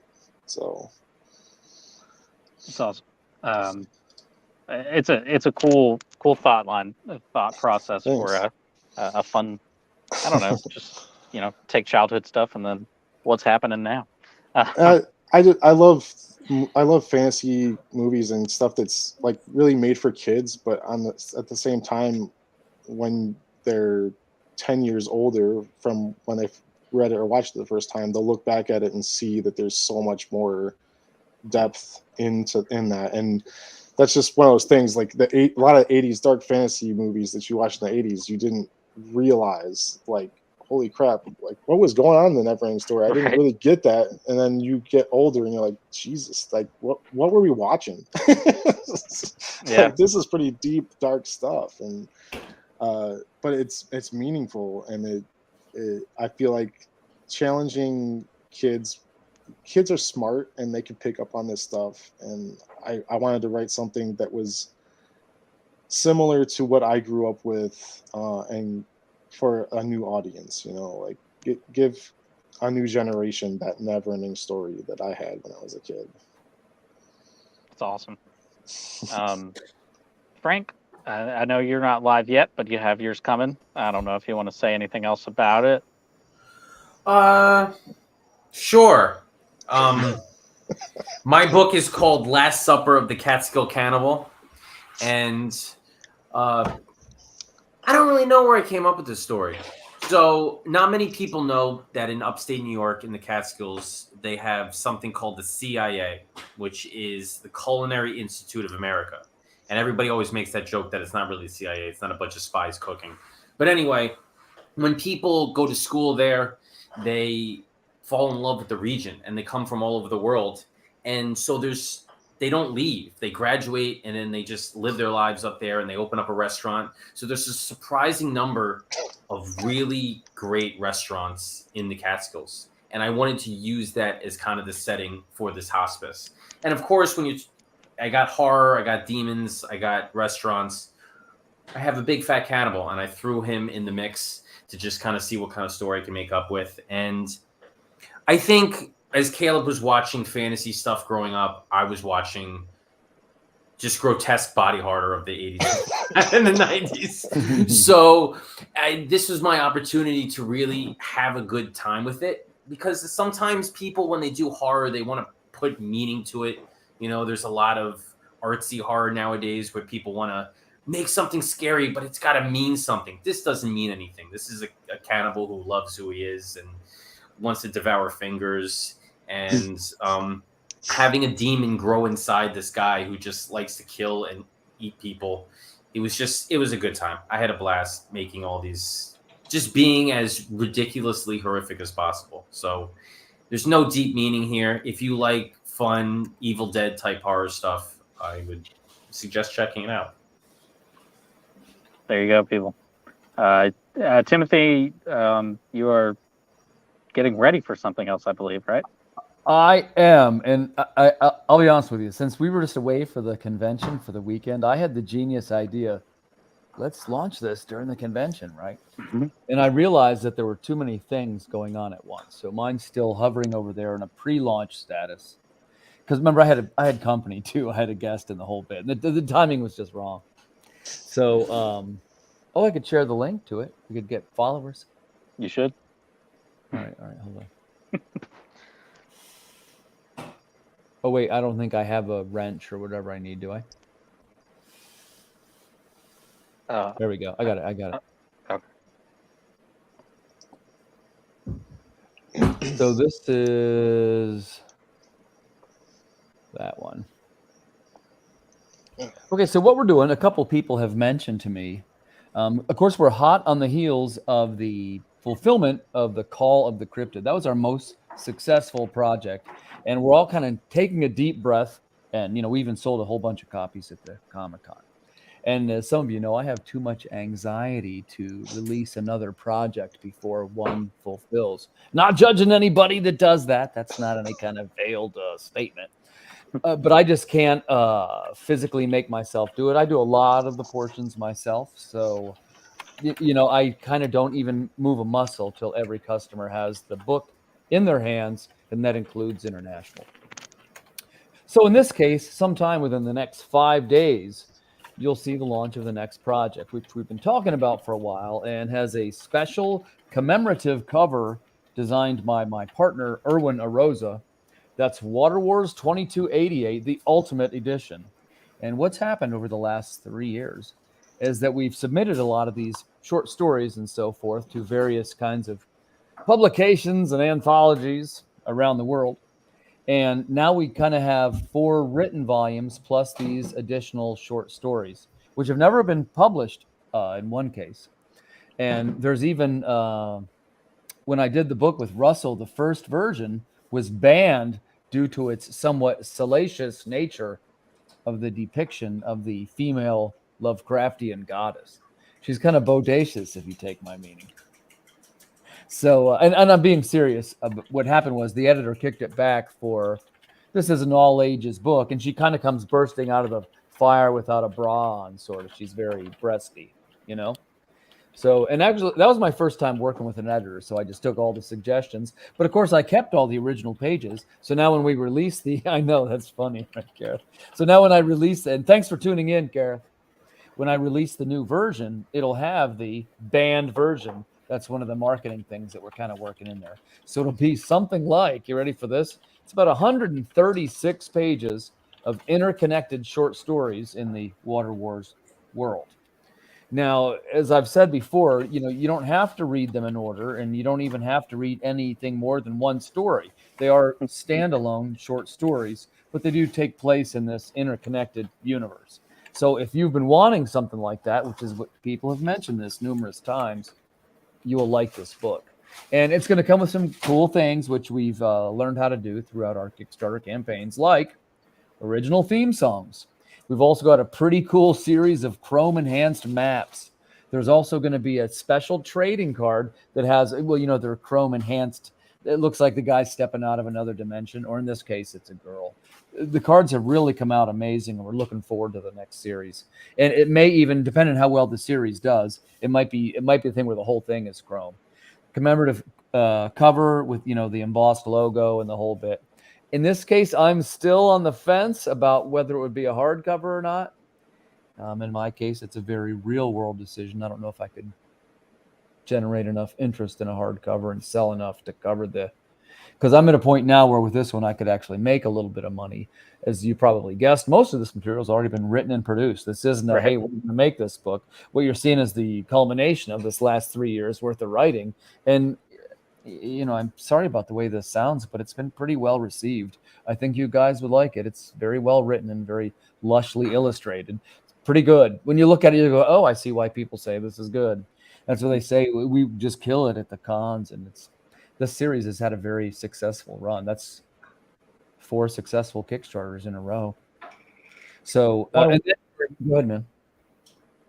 Yeah, and so now this one will take a pause then, ready? And because what we're doing is you build up the chronicles. Those are the Irwin short stories like Lost at Sea and The Hunchback. And as you know, they've been published in some other places, most notably the Antarctic Press series. And that has a trade. If you came to me and said, Tim, I want to buy the trade of all that material, you can do so. And that's 128 pages, something like that, a fairly good one. And that's a chrome cover too. And then for this series, the 2288 series, this is the first time this has been done. And a lot of people have mentioned me, including Travis Gibb at the convention. He said this to me, so I'm hearing you guys. He said, man, a little bit of what your problem is, he said, is that, well, he said it nicer than that, but I have a lot of sort of disparate material. Like it's a lot of short stories, and it's easy to come in at Water Wars 3, right? And be like, wait a second, where exactly am I? Like you can tell there's lore that surrounds these people. And that is an intentional design choice. But as you're going to find out in this volume, it does all sort of connect together with this fabric, the backdrop being the world. And we might even, for the first time, put the stories in chronological order. So you'd read through it and it would take place with the years ticking by the way they're supposed to. As some of you guys know, the series also goes backwards. It starts with 2288, and each chapter comes out as closer to us. It goes backwards. So we might like reverse it for the graphic novel, right? Like it would start with people getting sick with a little cough, like nothing's really going on because there's a pandemic in Water Wars too. And it ends, of course, with the robots enslaving humanity while everything's exploding, right? All the terrible stuff's happening. So if you dig any kind of sort of unconventional sci-fi stories in the format of like Richard Matheson, again, if you like that sort of thing, they're set up like episodes. Many of them are 8 to 12 pagers. They're short stories, and they're set up like episodes of The Twilight Zone. If you like The Twilight Zone, you'll like Water Wars. The chapters all have what we call a little sort of a twist ending. Sounds fun. Yeah, we've been having a terrific time with it. I've been really lucky. I work with some of the the greatest artists on the planet, right? Like how I talked them into it, I don't even know. But Tim, I have a question. Yeah, man. In your pandemic, after all the conventions are canceled, do creators get their deposit back? Because that would be one gripe I have about your story if they don't. I tell you, this is something that during the pandemic, I'm one of those people that was, I was put on unemployment for a little while during the pandemic, and I was forced to stay home. And that was the year it was Water Wars #2. And I said, let's double down and let's make 2 books in this spot while I'm off of work. And that was that and Lost at Sea, which was another successful book for us. So, I got to be honest, in many ways, I'm grateful to the pandemic because I was able to really dedicate some writing time to it. I get it. I was able to do a lot more during that time period as well. Yeah, but of course it didn't last very long. We were just sort of settling into the new groove. I think for me it was 6 weeks or 7 weeks, and I had to go back.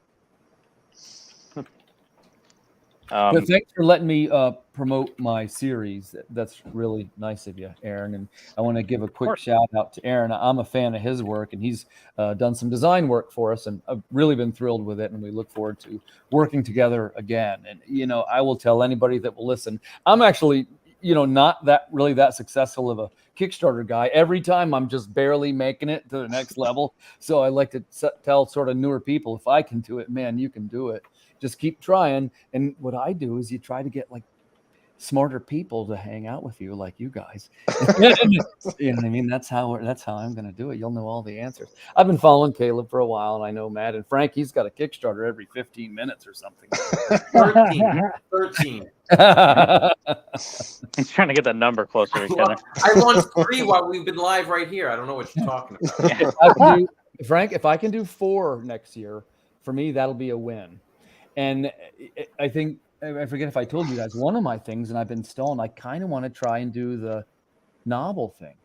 Like I know you work with Russell Nolte a little bit, and that's one of the things to sort of enhance your credibility. I don't know if that's the right way to say that, but I mean, I've got a bunch of other writing projects. I think my next one to try is this novel, which I have, by the way. It's done. I wrote it last year during National Novel Writing Month, but I don't have an editor. Like I know that's a thing you do, is you save up enough money. Tell me if I got this wrong.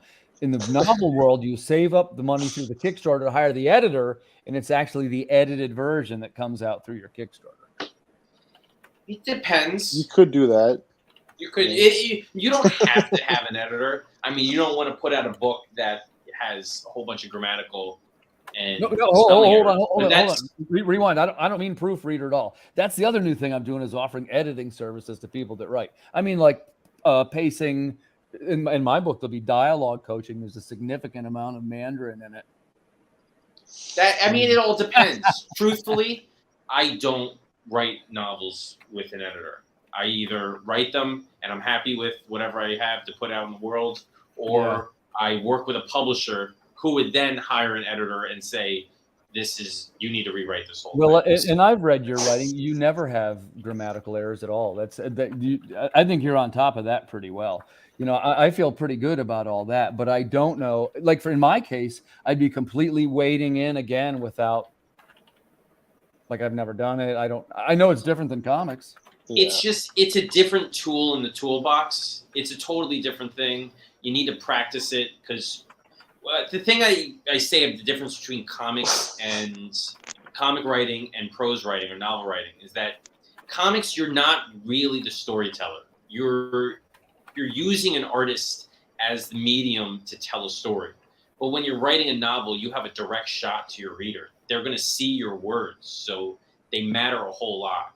And so you can't just write panel 4, big spaceship explodes. You gotta really get into the nitty gritty of vocabulary and describing it and making the reader see it. Frank, I'm totally gonna write a novel like that now. Panel 4. I think it'd be hilarious. Big spaceship explodes.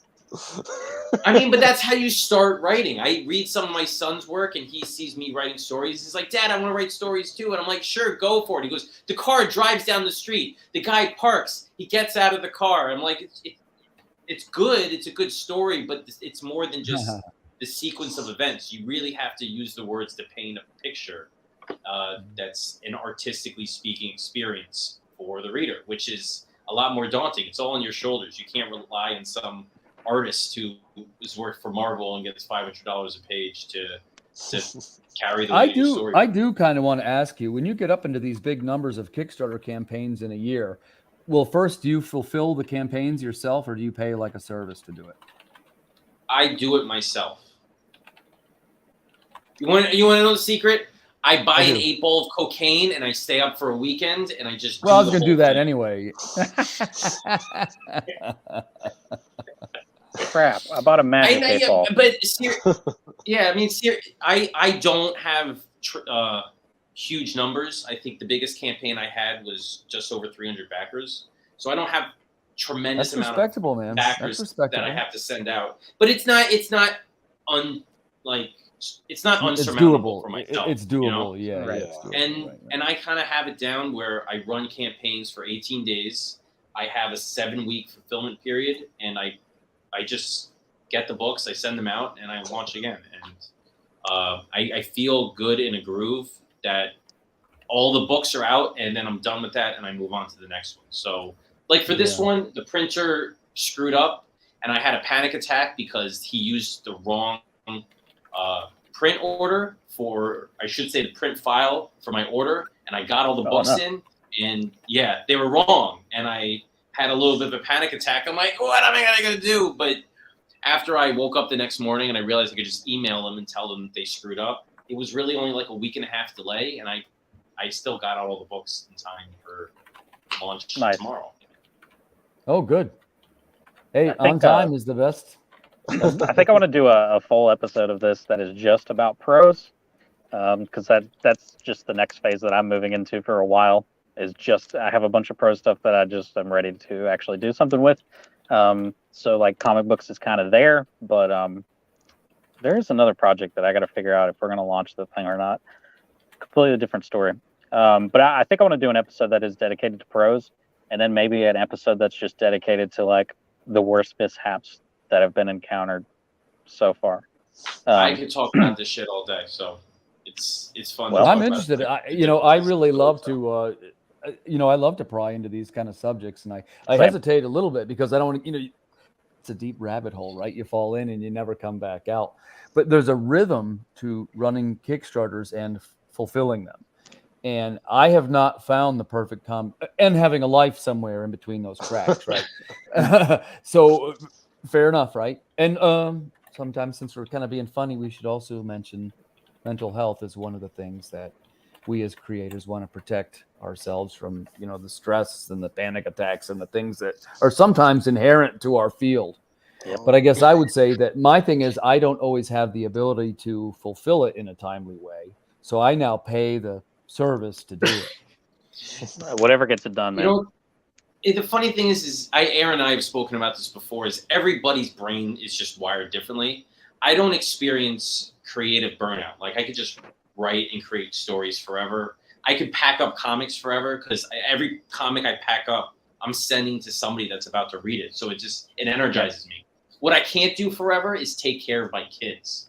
So that's where I get burnout from. So I'm like, leave me alone. Daddy needs to pack Gemini mailers. Like, I need to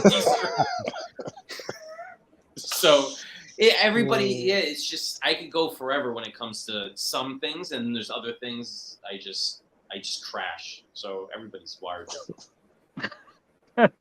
What an admission. Oh, goodness.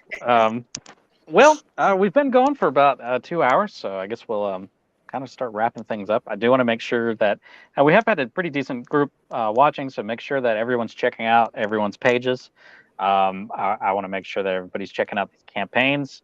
And then, 2 of these campaigns are on the cusp of launching themselves, so make sure that happens. And I want to thank all of you guys for joining me for this first episode. I had no idea what group I was going to end up with by just posting, and so I'm thankful that it was a group of good people to talk to. I have a Substack. That is what this is going to end up on. So for everyone watching live, that's great. But for everybody listening, you're listening on my Substack. This is going to be an ongoing thing I'm going to do for a while now that Beards and Comics is kind of done away with. Just a way that I can help show support for other creative people that I appreciate and haven't really been able to in the last couple of years with just an insane amount of life stuff going on. Things are luckily finally turning around, and so I thought this would be one of the most fun ways that I could help everybody out. So again, I want to thank you guys for coming on here, and we'll kind of close up shop now. So whenever Jessica in the back room, whenever you want to hit the end, you are good to go. Thank you everybody for watching. Thanks a lot, everybody. Thanks for having us on, Aaron. Matt, I'll see you Friday night. Yes, sir. Yes, you will.